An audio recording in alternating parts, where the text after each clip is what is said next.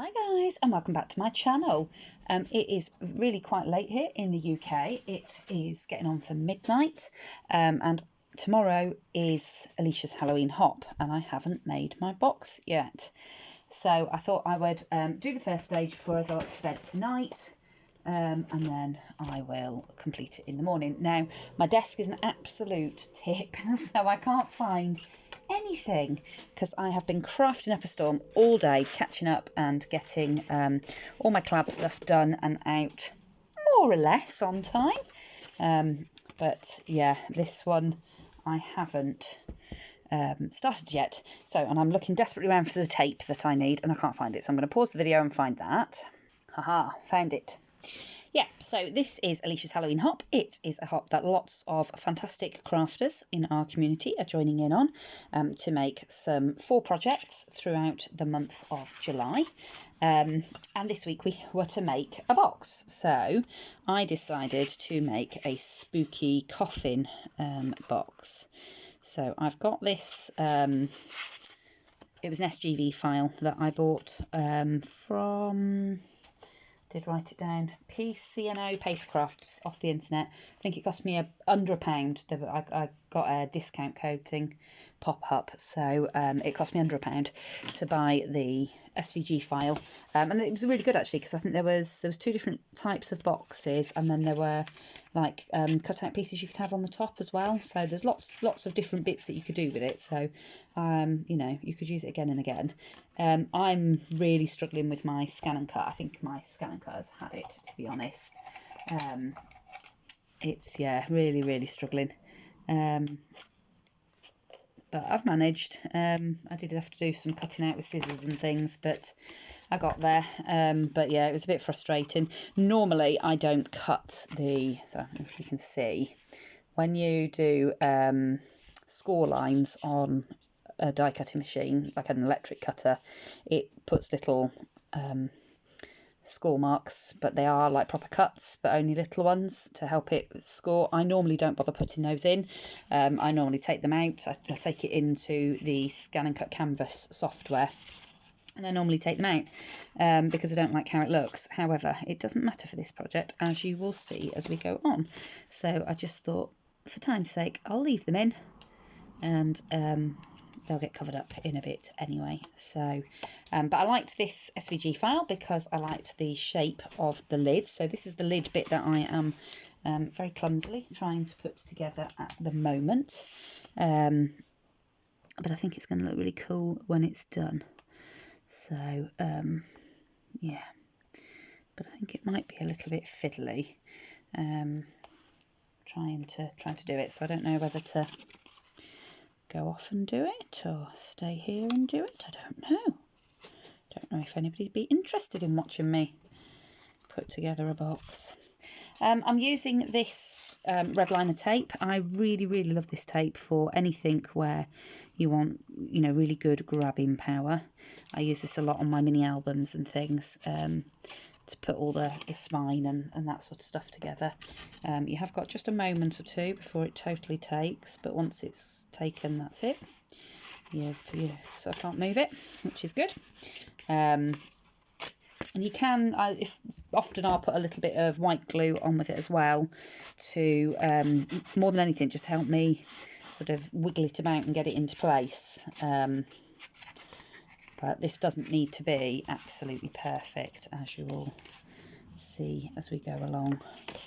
Okay, so then I'm assuming that this is that bit. So all I'm doing is going along and scoring it on, or folding it on all the score lines, like this.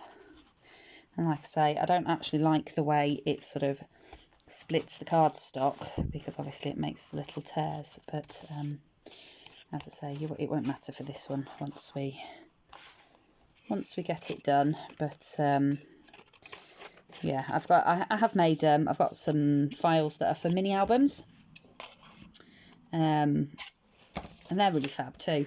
But I have painstakingly sat and gone through and taken the lines out on all of them, and then made like a master copy up, so I know where the score lines should go on the pages.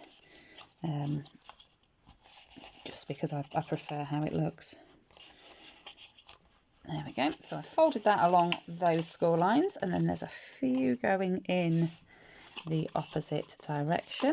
So again, I'm just going to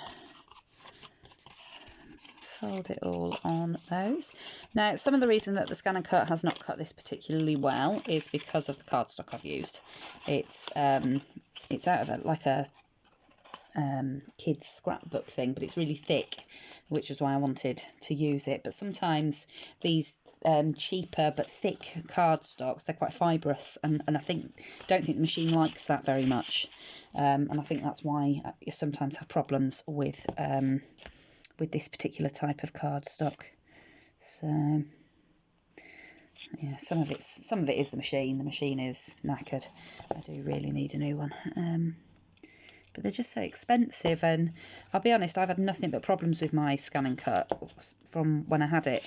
When it works, it's brilliant, and I do, you know, I'm amazed at the things that it can do, but it's just so frustrating, and I just end up wasting so much blinking cardstock when it's not working, that I just find that so frustrating.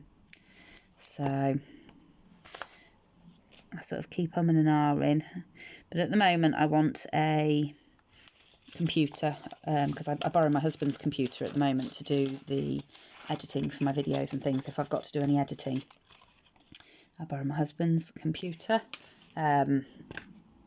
which is fine. But then if he's wanting to play his game or something, it's not really great because I have to wait. And I'm already blinking restricted with when I can do my videos and uploads and things, because when everybody's in the house and they're all wanting to watch their things and play their games, and they don't like me uploading videos because it takes the bandwidth, and apparently it affects the way they game. So it would be nice to have a computer of my own, so that's what I'm umming and ahhing about spending my money on at the moment. The other thing is, if I had a laptop, I would be able to use the webcam and things on it, so the quality of my videos might be a bit better, because I could get a decent webcam and microphone and things, because at the moment I just film using my phone. And I did try and pick a phone that had got a reasonable camera on it when I picked my phone last time, because I knew that I wanted to do some YouTube when I bought this phone. So it's not a terrible camera, but it does that thing where it sort of zooms in and out all the time. That really frustrates me, because I don't like watching things that are like that, so I'm sure that nobody else likes watching my videos with that. So yeah, there's so much kit, isn't there, if you want to do it properly, if you want to do it well. But I just keep having to remind myself that, this is just a hobby. Oh, I've just taken that off, and I don't think I really wanted to take that one off just yet. No, I don't think I did. Okay, so let's find me a bit of... Come here. It's trying to escape me. I'm just going to put my bit of liner back on that one. So I want to make sure that I know what I'm doing first, really, don't I? I think I might have stuck the tape on all the wrong side. That's good. That's not a great start. I'm assuming that should actually go there. Oh, for goodness sake, Sarah. Or does that go there? Right, I'll be back in a minute, because I need 5 minutes to work out how this goes. Got it sorted. I'd put the tape on the wrong side, so I've just had to pickle all that tape off that I'd put on, which is a bit annoying, but there you go.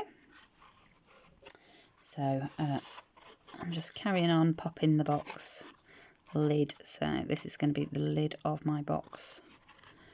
Popping all of these bits together. Now, the beauty of having things on the electronic cutter is obviously that you can size it to any size that you want. So I have sized mine so that I can put one of my Mr. Bones skeletons. So This is my lovely glow-in-the-dark rigid plastic skeleton that I got from Pound Shop last Halloween. And they're quite good fun to play with, and we can make them look a bit more spooky. So that is my intention. So all I'm going to do for this is just continue to take the tape off, obviously, and put the lid together, and then I've got the base of the box to do as well. So I think to save you all dying of boredom and ending up needing to get in my coffin, I will go away and put it all together, and then I will come back and we'll move on to the next bit together. Ta-da! So that's my box. So it is a coffin shaped box and lid, and the lid has actually got a bevel to it, which I really liked. That was why I wanted this particular SVG file. And I have deliberately made the lid a little bit loose for the box. So if you can see, there's quite a good gap all the way around. And that's because I am going to try and make this into a stone sarcophagus. So I have made some texture paste. I've made it quite thick because obviously I'm layering it onto cardstock. And I want the cardstock to retain its shape. So if I put too much moisture on it, then there's a chance that it's all going to warp. There's a chance it's all going to warp anyway, and this video might end up in the bin. But I'm going to give it a go. So I make my own texture paste just using regular baby talc, some white glue, acrylic paint. This time I've used some grey, and I've put a bit of black in it as well to darken it up a little bit. But if I just want a white texture paste, I still put some acrylic paint in. I just use white acrylic paint. So I'm just going to layer it on. I can do it with anything really, it doesn't really matter. And I don't want this obviously to be perfect because I want it to end up looking like stone. So, and this is why I didn't mind whether with the little holes were showing from where the machine put the score lines in, because I'll just fill them with texture paste. So I'm just going to put it on like butter. Just spread it all about. I don't want the layer of it to be too thick, because obviously I want it to dry. And I want to obviously make sure I've got enough, because I haven't made tons and tons of it. It was actually some white stuff that I'd already got, that I'd made a while ago, and I just chucked some black and some grey paint in it, and yeah, there we go, grey texture paste. Now the reason that I want quite a dark grey on the bottom is because I'm going to do some paint effects with acrylic paints when this is all dry, and I want the base layer to be quite dark, because any sort of crevices and stuff, it's the dark that will show through. So it just saves me giving it a coat of grey paint when it's done. I could have just done it with, I could just do this bit with white texture paint, that wouldn't be a problem. Like the normal texture paste that you buy, I could just do it with white and then give it a coat of dark grey paint once the texture paste was finished. But since I make my own texture paste, I might as well make the texture paste the colour that I want, because it then saves me a step. So I realise I'm not actually on camera, which is not great. Ooh, and I keep dropping it. So I have got a messy mat underneath me. I just buy these great big, I think they're slightly bigger than A3. They're for kids to draw on. They're like scribble pads. They sometimes have them in the Pound Shop, and they sometimes have them in like shops like Wilko's and Home Bargains and things. And they're really cheap. They're only £1, £2, something like that. But I just bung it down, do my painting or whatever it is I want to do, and then I can just rip the top sheet off and throw it away when it gets too grubby, and I've got a clean sheet underneath.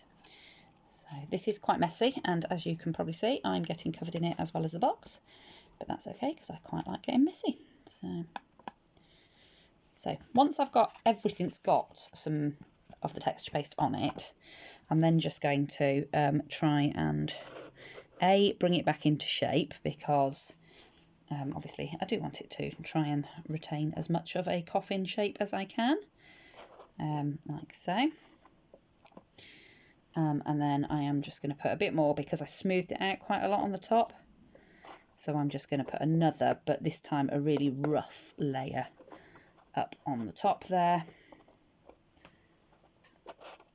Like this. And because it's texture paste, the beauty of it is, if you get any bits that are really rough and afterwards you think, oh, I don't like that, that's a bit too lumpy bumpy, you can just take an emery board or a little bit of sandpaper or something and you can sand it back.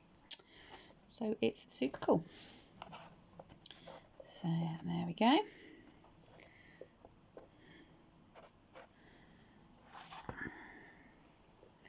So down at this bottom end it's a bit thick, so I am just going to take a little bit of that off and a bit down that side. Whoops. And I'm going to drop it, and I'll just smooth it back over.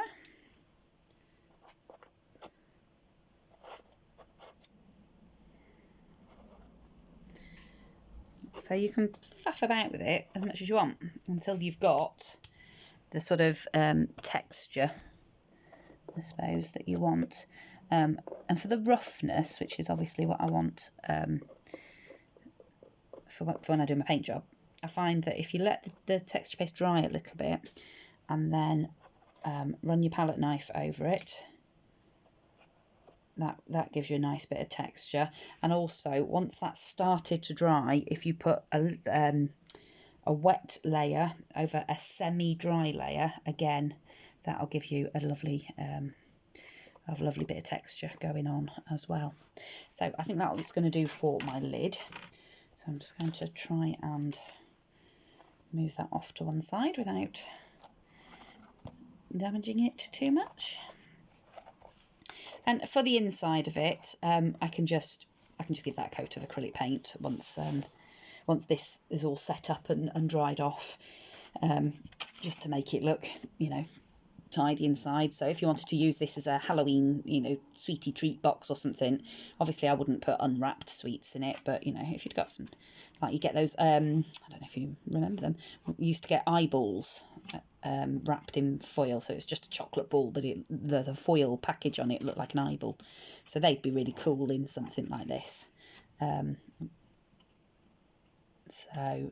Yeah, I'd probably, just paint the inside to make it look tidy as a little gift box.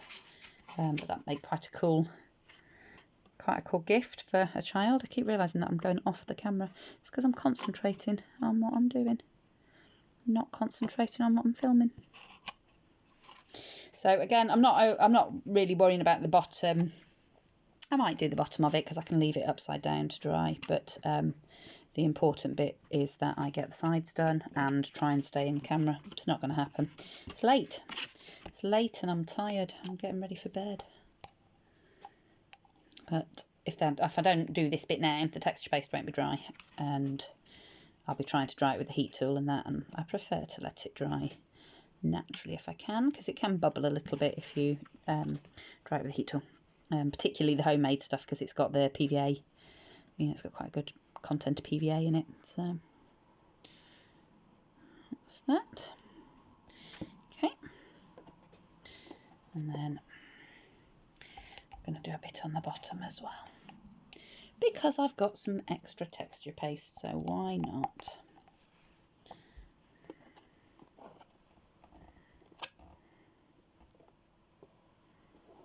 There we go. Like that. My goodness, this is messy. This is a messy craft, but I like it. I love playing with texture paste.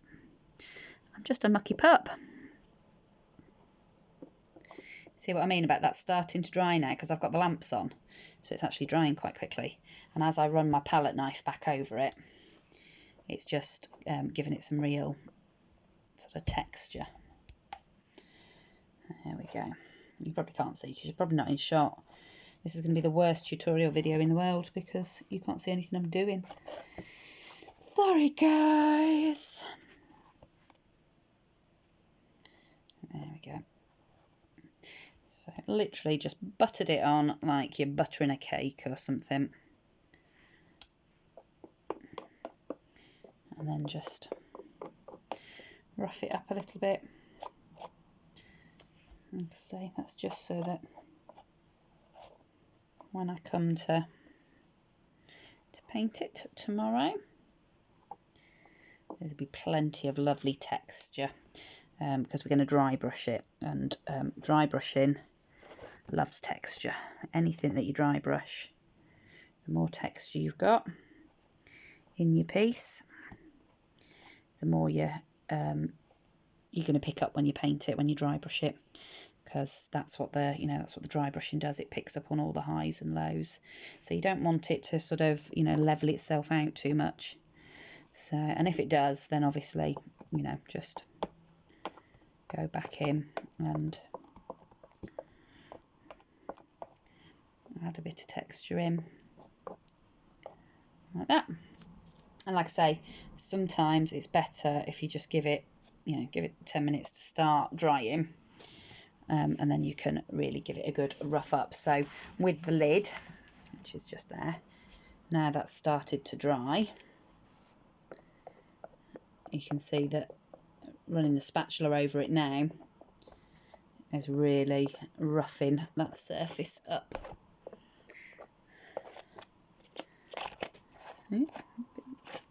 So that's the coffin bit done for now. Obviously that's not how it's going to end, but that's what it looks like for now. So I'm going to just pop this off to one side and just go and chuck the spatula in some water, and then I'll be right back. Okay, so I've put the coffin off to dry now. So now we need to deal with Mr. Bones, because obviously I don't really want him to be a glow-in-the-dark skeleton. He did have a loop on his head because he was supposed to be a hanging ornament, but I didn't want that, so I've cut it off. Now, he's also slightly too big for the coffin, because without sort of quite a bit of faffing about, I couldn't cut the box big enough on the scan and cut, so I decided just to chop Mr. Bones' legs off. Now, I am just going to check quickly how much I need to chop off. There we go. I just want to add a quick check, and it's roughly about there. And it won't matter because you won't see the bottom half of him anyway. I might paint his feet because I might still use them. You never know. And I'd rather have them painted and prepped and not use them than not paint them and wish I had. Okay, now this gesso is quite lumpy, I think, but I'm going to try and use it up anyway. It's not too bad. I have got another one, but I don't like to waste, so if I can use what I've got, then I will. So all I'm going to do to start with is give him a couple of good coats of gesso. Now the gesso will just help all the other layers of paint that I'm going to stick to him take and stick.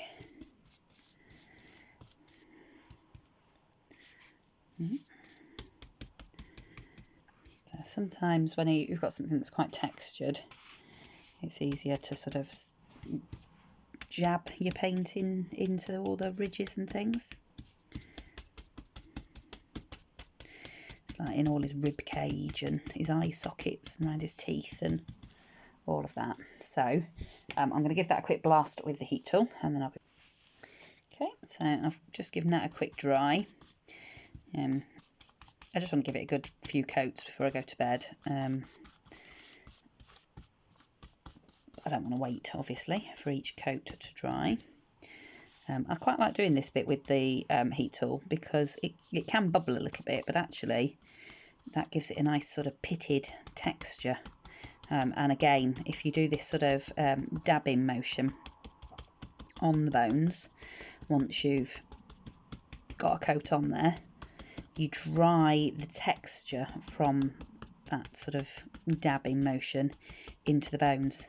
And again, when we come to dry brush this later, that texture will get picked up and it will make it look like old bones. So I'm going to give that another dry.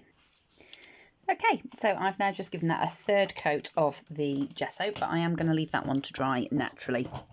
I have jabbed it all in there to sort of give it that bit of texture. And I'm now going to just go and peel it off of this paper so that it doesn't sort of dry solid to the paper, and put it on the Teflon mat that it is sat on. And I'm going to leave that to dry along with the coffin. And that's that for tonight. So in the morning, I will come down and get started on painting them both up, doing the dry brushing and setting up Mr. Bones inside his comfortable coffin so he can get his rest. So that's it from me for now. I'm going to have my rest and I'll see you all in the morning. Good morning, guys. So it is now the next day and my sarcophagus and my skeleton have all dried. And as you can see, get it up in the light a little bit, there's some nice texture on here. And the box does thankfully still slide together quite nicely. So that's not going to be an issue. Now, before I get started on the dry brushing techniques, etc., I had a thought when I went to bed last night about putting something on the top of the sarcophagus.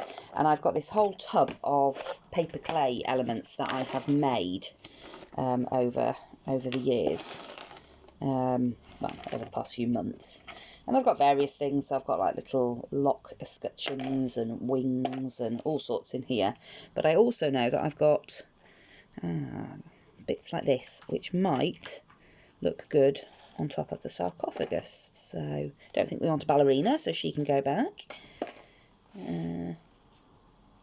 Just having a look to see what I've got. I think those three are probably going to be the best. So everything else I will just scoop back into my pot. Now it is paper clay, so it's super lightweight. Okay, so I've got, if I bring the lid back in, I've got this one which has got like the face, the lady's face. The only thing is it's not particularly flat, but I think a bit of hot glue would probably resolve that. And that's sort of in the shape of a cross, so that one might look quite cool. I've got just a plain cross with some sort of detailing on it, or I've got a wreath. I'm not sure. I'm not sure whether I like that one or whether I like the wreath.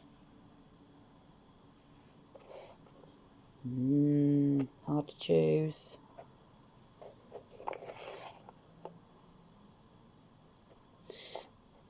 Oh.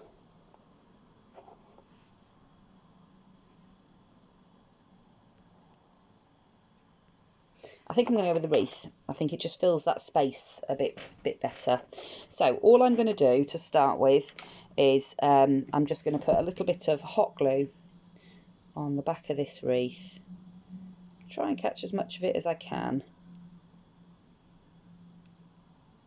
with the glue. And then I'm just going to set that where I want it. And I'm just going to hold it for a second whilst that glue cools down and sets off. There we go. Perfect. And then what I'm going to do is I'm just going to mix up a little bit of grey paint that's similar to what I've painted the base in. And I'm going to paint over the wreath. So because I want that to end up looking like it's a part of, it's, you know, sort of a piece of stonework that's part of the sarcophagus. So I'm going to paint that in the grey, and I'm going to paint all the inside because the inside's all a bit mucky from obviously where we were working with the texture paste last night. So I'm going to go and paint all of that, and then I will come back to you. Okay, so that is now all painted. The paint that I did on the top there was slightly darker, but it doesn't matter because when I've done all the dry brushing, you won't really notice that. And obviously I would have glued that on last night and just thinned out the texture paste a bit and painted it with that, but I didn't think about it till this morning, but that's okay. I've also painted all of the inside of the box, so that is now all looking quite good. I don't want to put it together because it is still slightly damp and it will stick and then tear when I pull it apart. So I'm going to leave that one for now, and I'm just going to move on to the skeleton. So what I've decided to do, because this video is getting quite long already, and obviously we're only halfway through, I have decided to, I'm going to do a project share for the actual hop. Excuse the crinkling sound as I get rid of that layer. I've decided to do a project share for the hop, and then I'll upload this as a separate video so that anybody that wants to see how I did it can jump along and see. But it's not taking up all the time on the hop, because that's not fair to all the other ladies in the hop. So I'm going to start working on my skeleton now and trying to make him look a little bit more like bone. And in order to do that, I am going to do some dry brushing techniques. So I've just coated him with gesso to start with, and that's just to make my acrylic paints stick to him. So again, in the same principle as the coffin, I'm going to start with my darkest colour, and in this case that is buff titanium, and I'm just using the Pebeo Studio acrylic. I tend to use a lot of these, the De La Rowney's and the Do Craft Artiste paints. It's just all basic sort of student grade acrylic paint, to be honest. Now this looks really dark when you first put it on, and that's fine, because at the end of it we won't actually see an awful lot of this. But in order to get it right and to see the bits that we do still want to see at the end, we need to really make sure that we get this acrylic paint, this buff titanium, all the way into all the crevices. So into all of his sort of rib section, down in his pelvis, his eye sockets, you know, absolutely every element of him, because it's the bits that were all left in the recesses that we will see at the end of this process. So when you first start doing it, you think, oh my god, I've never seen a yellowy coloured skeleton. It looks like you've gone bonkers painting it in this colour, but it will all work out in the end. So there we go. So I'll just pop him there. I am going to dry them with the heat tool, but you just need to be careful, because I did frazzle his fingers somewhat when I dried the gesso last night, because obviously it is just plastic. The thinner little elements of it will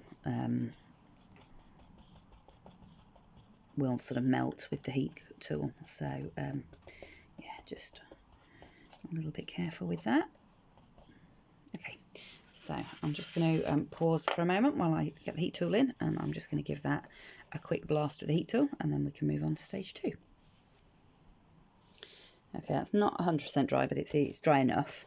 So I should have had a slurp of my coffee before we carried on, but I'm going to do it now. Oh, that's better. I'm a bit croaky. I'm always croaky first thing in the morning.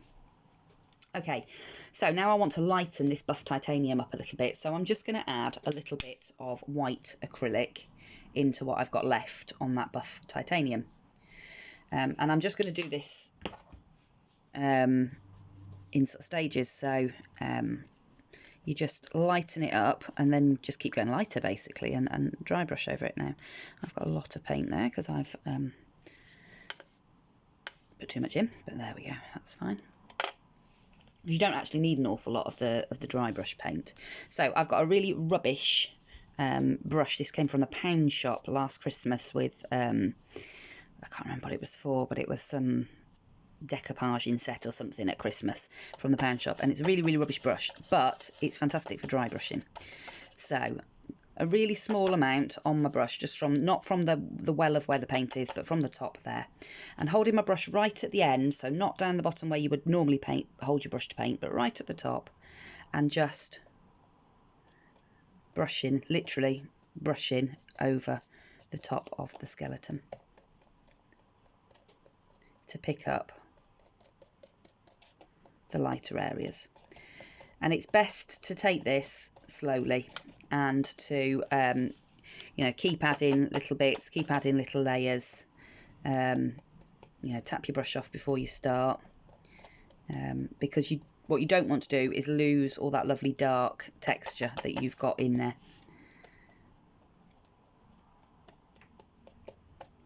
So I am going into some of the flat areas because I am gonna go over with an even lighter colour as well.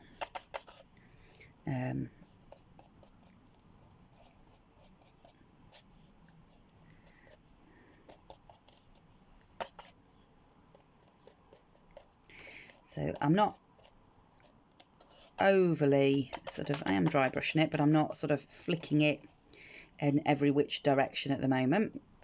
And that's just because I am, like I say, I am wanting to lighten him up somewhat and make him look more sort of bone coloured and bone like. So I'm putting more paint on than if I were truly just giving that final dry brush coat. But you can see here it's really good on the feet. You can see that as you sort of go over, it only picks up the very highlights. So all the dark buff titanium that we put on in the first place is right down there in the recess. Okay, so that's that. So I'm just going to dry that one and I'll be back. Okay, now on the ones that I did last year, I did add a little bit more in the way of darkness. And the way I did that was to use a brown acrylic, dark brown acrylic with a bit of water. So I've used burnt umber, and I've just put a little tiny bit in my palette and then sprayed some water, and then just give that a good mix. So it's a bit like a wash now. Here we go. Give that a good mix. Now then, I need a piece of kitchen roll, which, as always, I can't find. Bear with. Found them. Somebody did pinch them and take them into the kitchen because we ran out in the kitchen. But I've bought some more now, so I pinch mine back. Okay. So all I'm going to do is, in the places where you've got the joints, is run a bit of the dark and sort of dab it off. And just sort of keep doing that until I've got it the way that I want it. Okay. Now again, I can always knock this back again with a bit of lighter acrylic. So I'm sort of flooding the joint, dabbing it back. And I'm going to do that anywhere where there's sort of, joint bits. So the joints of his arms up here. I'm also going to do a bit here and his pelvis sort of area. I haven't got the best brush for this. I should have found a really fine one, but I'm lazy and I didn't. Okay. And like I say, you won't see loads of it anyway once it's once I've finished all the dry brushing, but I do like the effect that it gave it. So I'm just going to put a little bit of a wash. I should have done this before I did the titanium, but there you go. I'm going to wash over all those ribs.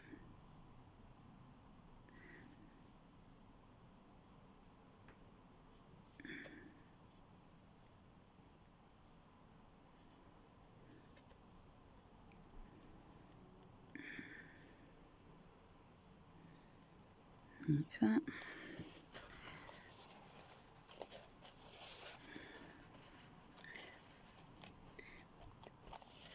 This is what gives it the really sort of old bone look. I might just do it over everything and then dab it off. So if I dab it off quickly enough, it sort of slightly stains it, but it doesn't. Oh yeah, that's better. That's like how I want it. So I'm just going to do that over everything, and then I'll do another coat of dry brushing.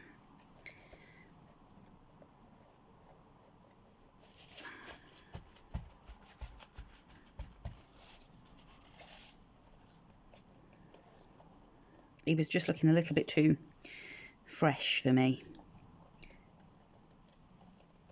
And he is not going to be a fresh skeleton by the time I finished with him. He is an old Mr. Bones. His bones have been lying around for some time. Oops, put too much paint in again. I'm shocking for putting too much paint in.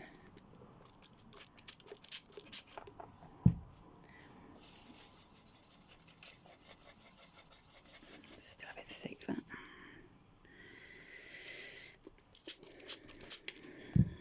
I can't find my little water bottle either, so I'm using my spray bottle because I am lazy, and my room is a tip because I've done so many collabs and things over the last couple of days, and projects and ATCs and things to get out to people, because I've been catching up, that I've not been. Normally I do a project, put away, do the next project, and I've just not done that over the last 2 days. I've just done a project, chucked everything to one side and jumped on to doing the next project as quickly as I possibly can. So I am, after this one, I've got some more collab stuff to do, and I have actually got some entries to do that came Friday and Saturday. So, and they're sat patiently waiting on the side for me to open them, and I can't wait to open them. So I'm going to have a bit of a tidy up, and then I'm going to do my challenge entries, and then I am going to start on another collab thing that I've got to do for next week, and try and get myself ahead of the game a little bit, because tomorrow I want to go over to my sewing room in my summer house, and make some more face masks, because we have to wear them now in the UK to go into the shops. So I'm finding that now that everybody in the house is using them every time, you know, even if they just nip to the co-op or something, we're getting, you know, I'm having to try and wash and dry them really, really quick. So I'm going to make some more, and my in-laws would like some more, and my nieces need some as well. So off to the sewing room tomorrow. So I want to try and get caught up in the papercraft room today. There we go. Now that's much better. Now look at him. Now he looks old and bony. So now I'm going to give him a quick dry, and then we will go back to doing a bit of dry brushing. There we go. Fab. Now he's looking much more like I want him to look. So now, hopefully, when we do the dry brushing, we'll get a much better effect. So again, I'm just going to make sure my brush really is dry, so that I am just picking up the highlights. And I'm just going in all directions.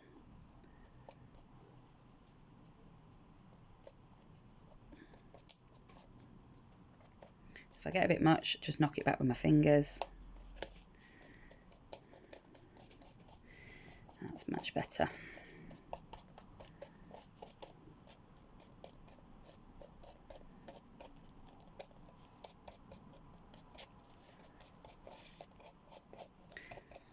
So you can see that there's not a lot of paint needed at all in the dry brushing technique, because it is literally just, you know, the tiniest amount of paint. And it's just about picking up those high points on the piece. And that's why we start with the darker colours first. Okay, so I'm going to dry that, and then I'll come back and we'll do the final layer. Okay, for my final dry brush coat, I've just taken some white acrylic, and I've taken the tiniest amount of the mixed buff titanium up there, just to make a highlight colour, but I didn't want it to be stark white. So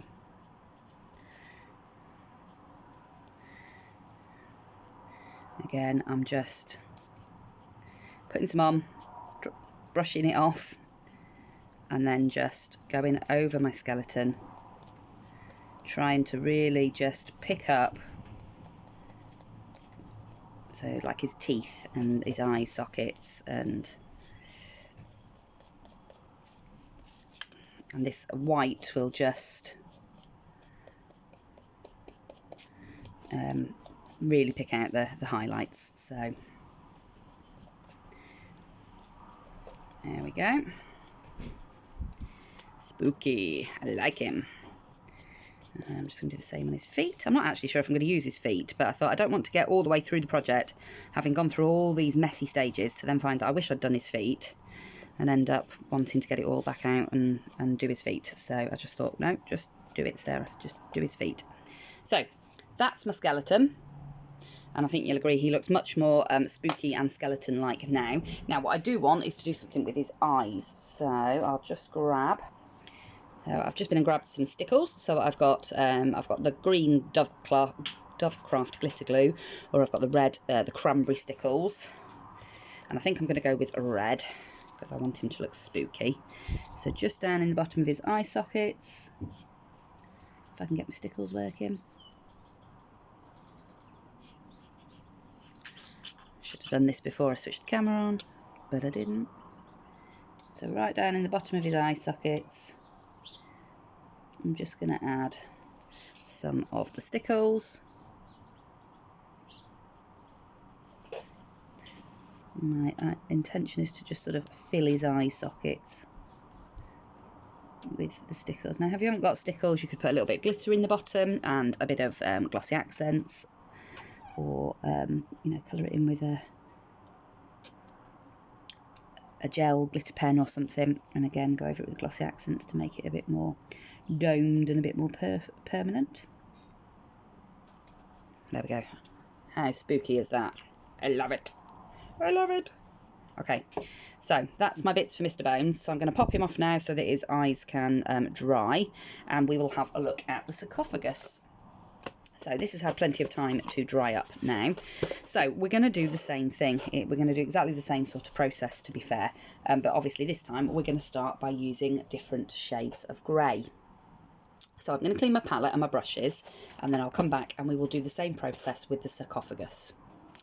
Okay, so it is just starting to rain on and off here, and as any of you that watch my channel know, that means I can't do a voice recording because the rain on the conservatory roof is just too loud. So I think what I'll do is I will continue to do this on the camera, but I will speed this up a little bit and put some music to it so that you can see me doing all the dry brushing and the painting and everything on the sarcophagus. And then hopefully I'll be able to come back to you once all of that's done and just do the final bits with you guys. But we'll see what the weather does. I have just put some cheesecloth and some gauze in some strong tea out in the garden to tea dye it. And then once that's done, I will get that out and give it a quick dry with the heat tool, and we'll be able to use that inside for Mr. Bones to lay in. So I'm going to go and paint this, and then I will come back when we're done.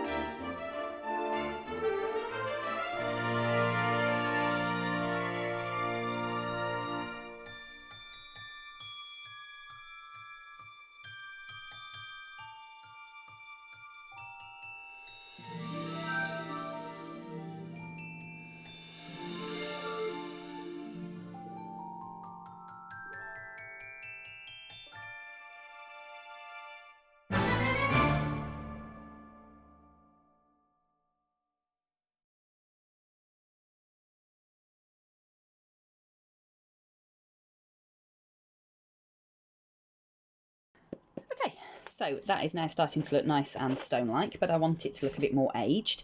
So I'm going to put some moss and lichen on it. And the way I'm going to do that is obviously with a paint. So I've got some avocado in the Artiste, and I've also got some forest green. So I'm just going to pop a little bit of those out on my palette, and to start with I'll just do a bit of the darker green, and I'll sort of might mix a bit of the two together, and then I'll finish it off with a light green. But rather than dry brushing this, because obviously I don't want this all over, I just want it to go in places, and I want it to have a slightly different texture, I'm going to use a bit of sponge. So this is just a piece of synthetic like sea sponge. So as you can see, it's really textured. So that's what you want for this, is that really sort of all different cells and things in the sponge. So all I'm going to do is I'm actually going to break this in half a bit, and I'm going to just spread the paint out a bit in the palette, and I'm just going to pick some up on my sponge, again dab it off a little bit, and I'm just going to start building up some colour in places. And like I say, I don't want this all over, I just want it to be randomly sort of about on the box, and it's just trying to remember to go light, and that is one of my biggest problems. And I'm sure you'll have seen as I was doing the lid at one point, I got a bit heavy with the paint, and I had to rescue it with a baby wipe and sort of take it back a little bit. So it's yeah, just sort of remembering to dab off is my biggest. I don't always remember to do the dab off bit. And I'm just gonna, oops, knock the camera. I'm just going to go around and just put a little bit of this here and there. I'll do a little bit on the bottom.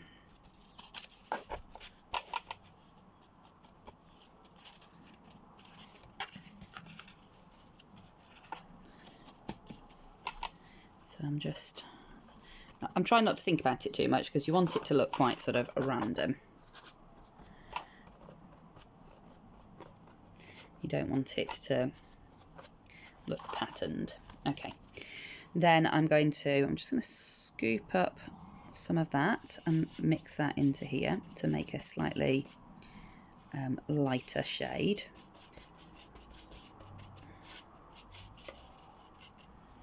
Now that's got some variation in it because I haven't fully mixed it, and that's great. That'll just add to the effect.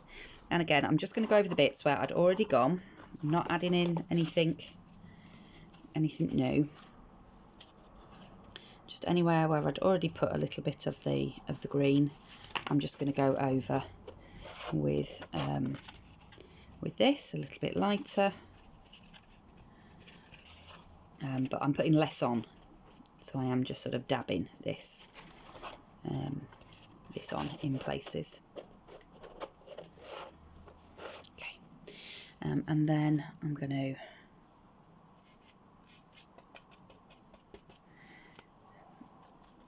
get the really light one and just dab a little bit of that on in places too.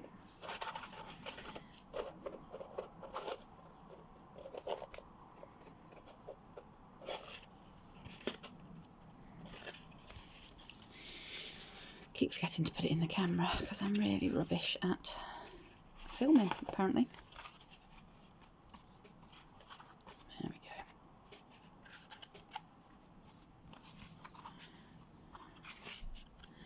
So it's just about building it up and then sort of knocking it back if it's, you know, if it's gone a bit too bright for you, then obviously knock it back again. So I might knock that back a little bit. I might add in just a little bit of brown.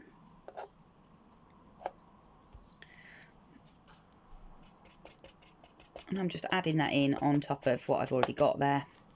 You know, it's making that muddy colour, which is fine because that's what I'm looking for.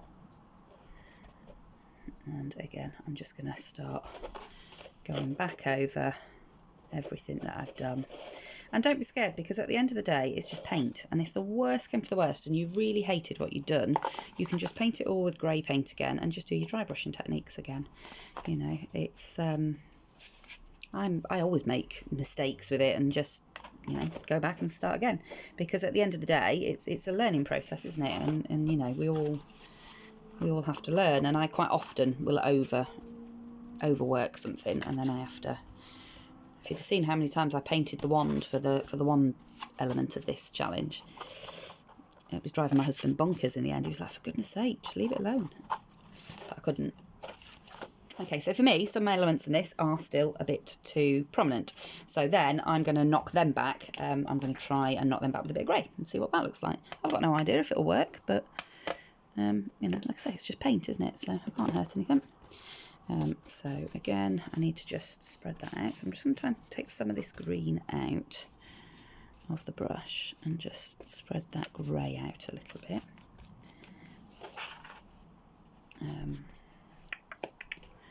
Try a clean brush.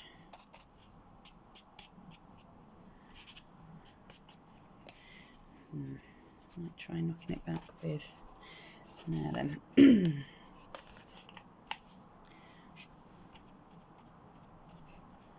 So this is just the grey that I'm, the darker of the greys that I'm sort of knocking it back with now. And then I might even let that dry a moment and then go back and do another little bit of the dry brushing over the top of that with a light colour, just to bring that texture back in, because I just feel like we've lost the texture a little bit in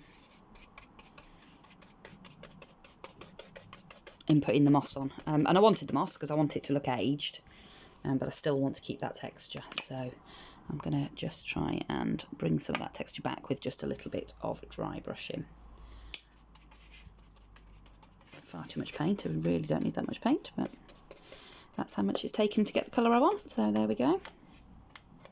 I don't think about it enough before I do it. I just start chucking paint about. Okay.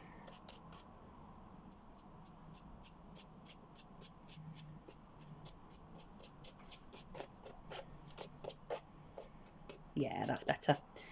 See how it's just, it's helping the moss to just sort of blend in a little bit. So I'm being really, really gentle, really light. I've got hardly any paint on the brush, but it is just knocking that green back slightly and making it look a little bit more like it's just the aged parts of the, you know, where the lichen and the moss is growing. But we haven't lost the texture,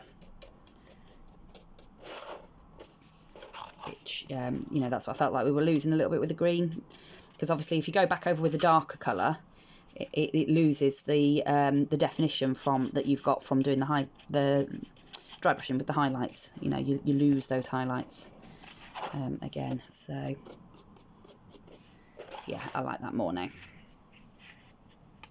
Still not 100% how I would like it, but I'm learning that sometimes you've just got to let it go and not be such a perfectionist. It's not in my nature, I've got to say. My nature is to just keep going until I get things the way I want them. But there you go. So I've just given that another quick going over with the dry brush, just to help those greeny sort of moss and lichen elements settle in. There we go.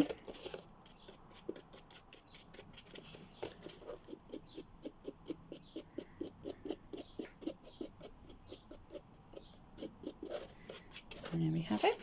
Okay, so for the next step, I'm going to try and find something to make a little plaque to go on the coffin there. So I'm going to go and have a look and see what I've got that would enable me to do that. Okay, I'm not sure if this is going to work, but I'm going to give it a go. So I've picked a label die out of my stash that just fits nicely on the coffin top. And I'm going to try and sort of engrave and or make it look like an engraved name. So I don't know if it's going to work, but I'm going to give it a whirl and we shall see. So to start off with, I'm going to just with a pencil write what I want on the tombstone. So starting in the middle, I'm going to write R-I-P.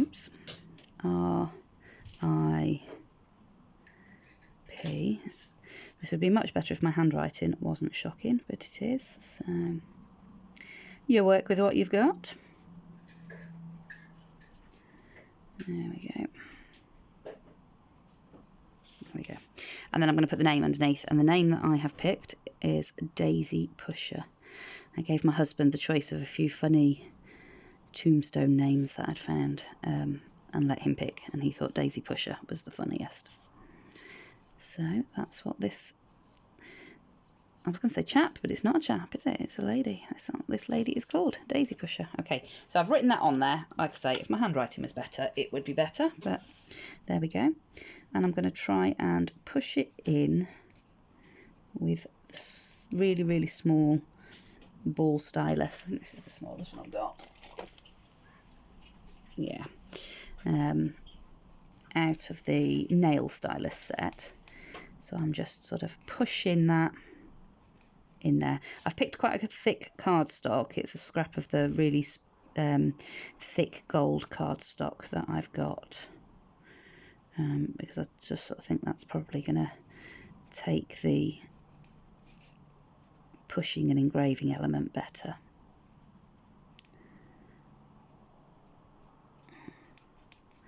So I'm just going over that writing with the ball stylus just to sort of push the lettering in more. So you can see on the back there, well, you could if my camera wasn't rubbish. There you go. You can see where the sort of engraving element, if you like, is coming through. So that's where we've got to with that. And then I've got some of this Deco Arts metallic luster. Something's just fallen off the side there. Told you my craft room is a tip. It really does need sorting out. And then I'm just going to rub my finger in that. And then I'm going to try, I don't know if this is going to work, but I'm going to try and just go over the top. But what I'm trying to do is not get it right down in the holes, in the engraving bit. I'm trying to sort of only get it in the highlights, so that's why I'm dabbing some off like that. Oh, that's worked really well. Yay! Oh yeah.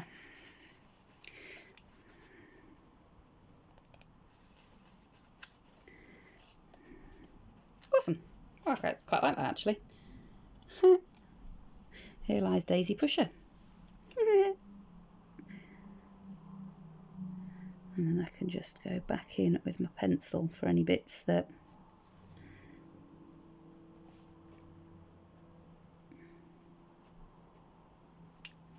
I really like that. That is awesome. Okay, and then I think what I will do is probably just ink around the edges, because again, the tombstone's really old, so obviously the headstone would be too. So let's see what we've got. I've got some vintage photo in the oxide, and I think the oxide is probably the way to go with this.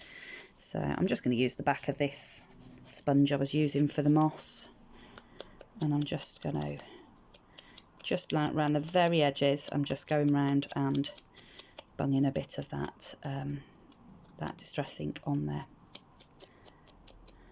like that. Ah, that's so cool. I love it. Right, so I'll bring that back in. So that's going to sit on the top there like that. And then I have got these little enamel dots that I picked up from AliExpress, God, last year or something. And there are some tiny little gold ones. I don't know if they would look any good. So let's have a look. Just get my little pokey tool. Yeah, they look like the rivets. Awesome. I love it.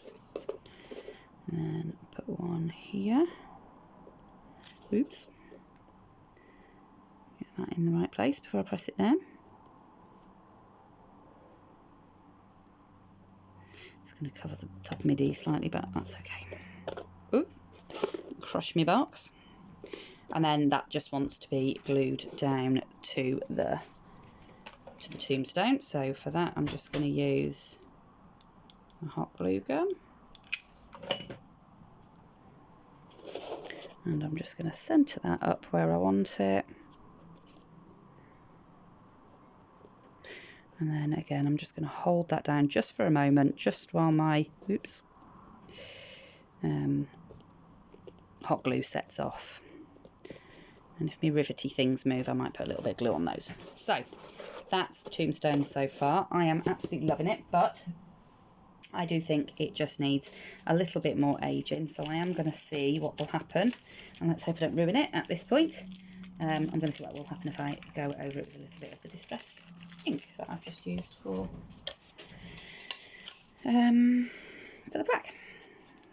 So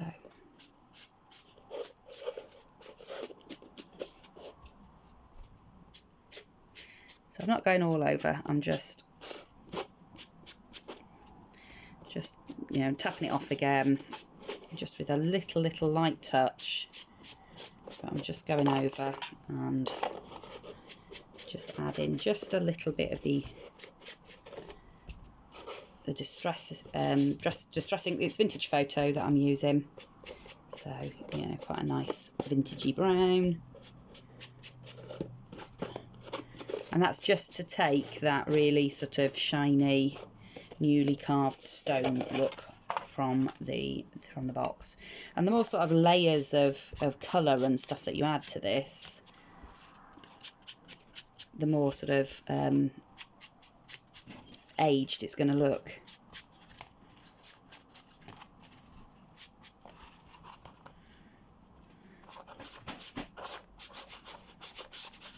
There we go. I'm going to put a little bit just on the inside,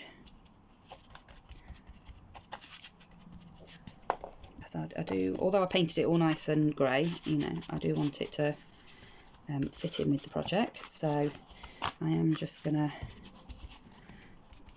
add. That's the beauty of the oxide inks, is that they will show on this black background, whereas if I because they've got pigment in them, they're that sort of hybrid ink. Whereas if I used the original distress inks, because they're transparent, you wouldn't see it. You might get a little bit of darkening, but you wouldn't actually see the paint like the ink like you can with this one. So yeah, just making that look a bit more vintagey, and I'm going to do the same on the top. And then I think I'll probably go over it and do exactly the same thing, but I'm going to do it with some ground espresso as well on the inside, just to vintage it up a little bit more. So I'll continue to do that. I'm going to go and grab my stuff off the line, because it's starting to rain and I don't want that to get wet again. Okay, so that is that finished now. I've got my lovely nameplate on the top of the coffin, and I have painted and obviously distressed all of the inside. I've used the distress inks on the inside, mostly because it doesn't add any bulk or anything like that, and it's quicker to dry and stuff, but you could absolutely do that with acrylic paints as well. So then I have got my fabrics here that have been off. They've been in a pot of really concentrated tea, so I just put 3 tea bags into a Tupperware with some boiling water, and I bunged all of these in with, it was just enough water to sort of cover everything, gave the tea bags a good squeeze, and just left them for a bit. Then I've rinsed them all through with a little bit of soap to sort of knock that tea staining back a little bit, so that they now just look aged and vintage. So I've got cheesecloth, which is this one, and I've got this, which is like gauze. So I've got the 2 of those, and I'm going to use those to line my coffin with, and for Daisy to rest in peace in. So I'm not sure how I'm going to do it, so I'm just going to have a play to start with. So Daisy only just sort of fits in the coffin, so I have her. I've also got this one, which I want to use some of as well, but I think what I might do with this one is shroud Daisy a little bit. There, look at that. Oh my gosh, that is so brilliant and spooky. I love it. So I could put her little feet in if I wanted to, just like that, at the bottom of the coffin. So Daisy met an unfortunate end, and unfortunately lost her feet in some sort of tragic accident, and that's how she died. Poor Daisy. So just chucking a bit more of the gauze in around Daisy, because I still want to see her, but I also want the gauze in amongst it. And the beauty with the gauze is you can really shred it up and make it look really old and spooky. Right, so what do I then want to do with this is the question. I quite like the fact that it's lining like that, and I'm almost thinking, do I just trim it out at that point? And I think that might be the way to go. So I've got some fabric scissors just here. So I wonder if, sorry, I'm knocking the camera, I do apologise. I wonder if putting a bit of glue in the bottom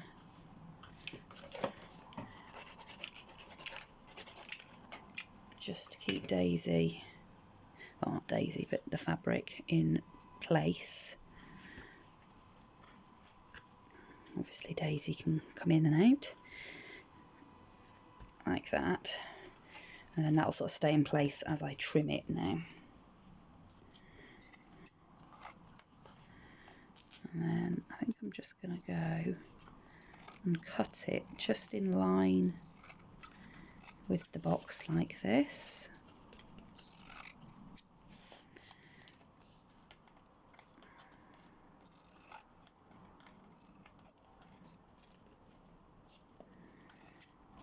The beauty of this is you don't actually want to be really perfect, because the more ragged the fabric looks, the more sort of old and vintagey it looks.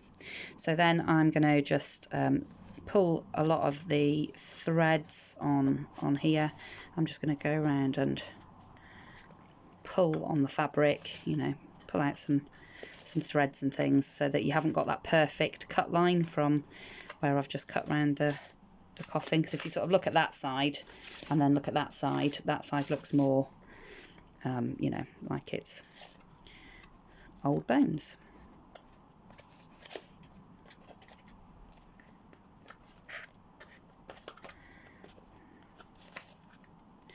So I'm literally just pulling at the threads. There's no rhyme or reason to it. Just grab the very top of the fabric and just sort of pull at it and make everything look raggedy and old. Now I do want Daisy to just sit up a little bit more, so I am going to take a bit more of that gauze and just chop into that. And again, I'm going to just pull at it and pull some threads about. And then I'm going to make Daisy a little pillow. There we go. I liked the way it sort of was shrouding her head before, but you can never get it quite the way you wanted it again then, can you? Like that. And then I wonder if Daisy wants a few little friends. Let's have a look. So I've been and found some of the little creatures that I'd picked up last year, and I'm going to put some of those in with Daisy.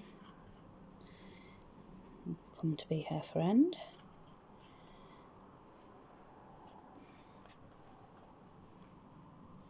There we go. Oops. He's on his back.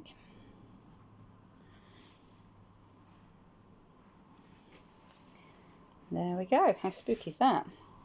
So I think that's it. I think I'm happy with that. So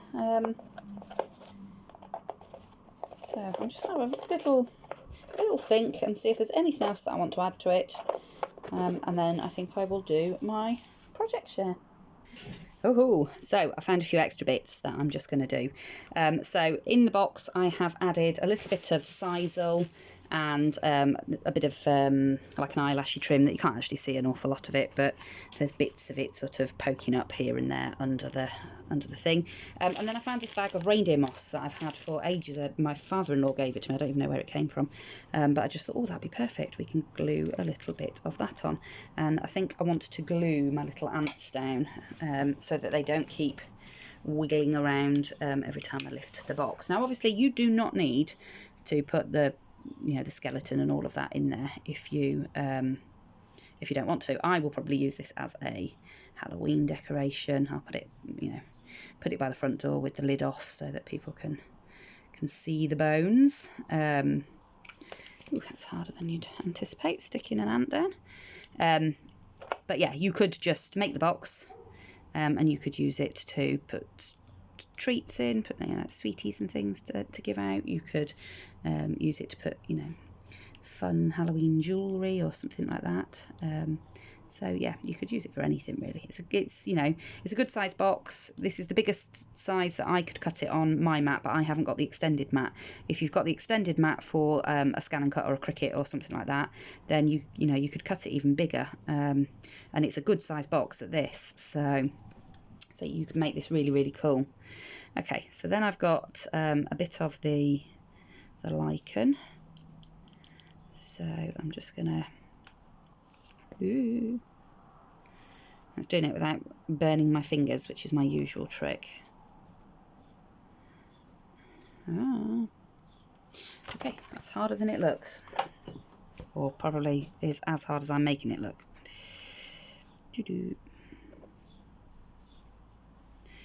I might just put a blob of glue on there because I know that I would like my feet to be crossed over like that. Push that down, push that back in where I wanted it. That's it. And then just put a little bit of this here and there inside the box, and then I think it will be cool to put some on top of the box as well. It's actually easier to do this with my fingers than it is the tweezers. The tweezers just keep sticking to everything. My fingers just burn, and that's okay. Used to that.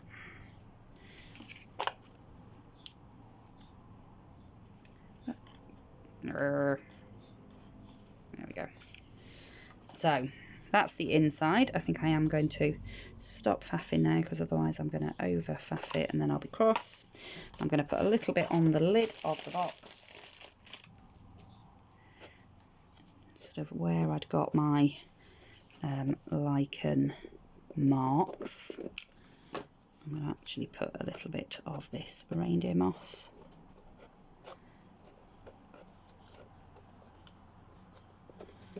That's fab. I love that.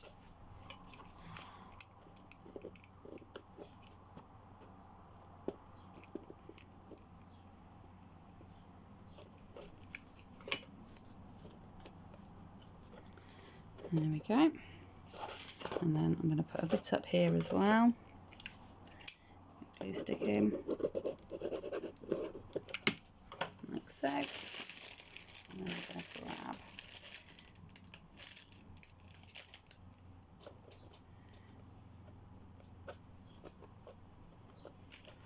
oh my gosh, that's so amazing.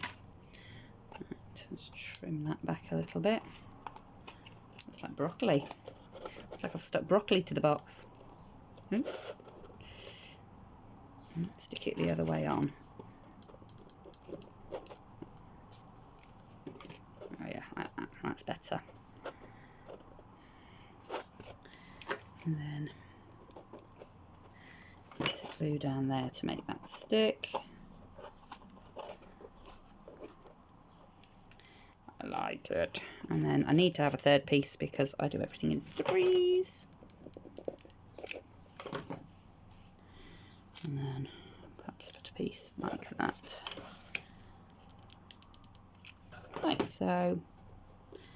And just push that down like that. Oops. There you go. I knew that reindeer moss had come in at some point. My habit of storing everything is paying off.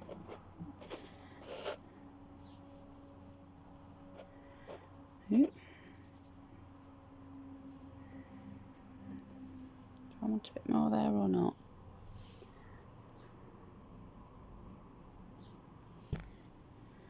Don't know if any of that was in focus.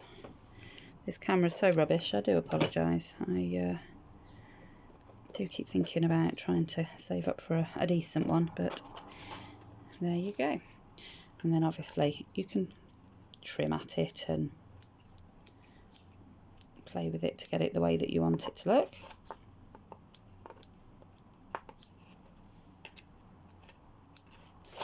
Like so.